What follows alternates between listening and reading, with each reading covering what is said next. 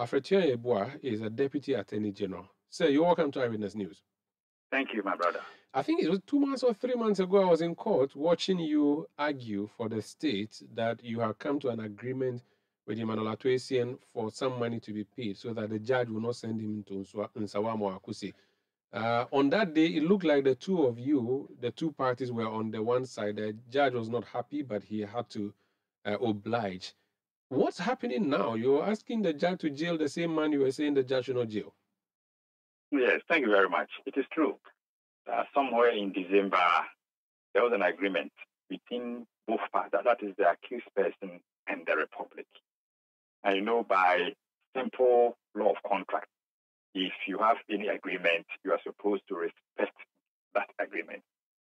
So where we are now is a situation where one party has decided not to respect the terms of the agreement. And for that matter, we on the other side have taken upon ourselves to also vindicate our rights under the law. So when you say he's not respected, the money he was supposed to be up to 90 million cedis, I think it was, he has not paid even 1 cedi? The original amount was 90 million. He paid 30 million in December, the very day, that 2 days before the decision was taken. And then it was even 1 year to pay the remaining 60 million, but he was to pay in 3 equal installments. The first installment became payable on the 28th of April, and that was, he was supposed to have paid 20 million Ghana cedis. On the 28th, 5 p.m., we checked from the Accountant General's office and no payment had been made. Monday 1st was a holiday. Second, we had a letter from the Accountant General confirming that no payment had been made. So on the 2nd of May, we filed an application before the court, bring to the court to sentence him to prison. So it is for non-payment of the first tranche. You are not even waiting for the second tranche to be due. You initially just went to court after he failed to pay the first tranche. Has he responded to you since you went to court? There was an action today, wasn't there? Yes. Did he say to the judge that, oh, he'll pay or he won't pay? What did he say? What's his argument? Yes, his lawyer also filed an application explaining why the amount could not be paid, and also explaining to the court that if you look at Section 35 of the Courts Act, there should be a possibility of extending a time to a convict.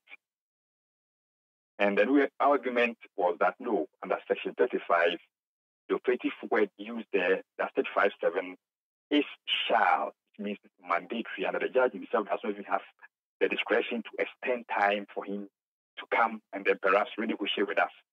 We also made it clear that the state, so far as we are concerned, he has not taken advantage of the agreement that we had, and for that matter, the only option left is to pronounce custodial sentence on him.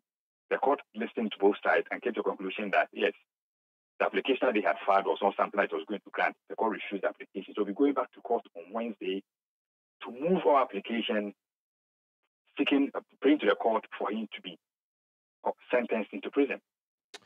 The time you were arguing in the courtroom for the judge not to jail him, among other things, you talked about how much money we are going to make as a state. So jailing him would just mean we have to spend more money buying him food and feeding him in prison. But if we make him pay, that's more beneficial to us. Why don't you maybe find another way of coercing him or even pleading with him to pay so that we don't go have an extra prisoner and someone that will be paying for instead of getting money? Section 35 of the Courts Act is a provision specially made for an accused person who may want to take advantage of repaying an amount of money that he's being charged with, if the offense has to do with causing financial loss or a loss to the state. That section does not give room for an accused person to renegotiate. It's true that we need money as a state. But it's equally true that if you are convicted by a court and you are given the opportunity to pay and refuse to pay, the state should not, under any circumstance, try to encourage you to pay because you were supposed to pay. So we will not take any step to motivate him or to coerce him to pay. He's rather under an obligation to pay. So if he has chosen not to pay, then perhaps the law will have to work. And this is how we are looking at it.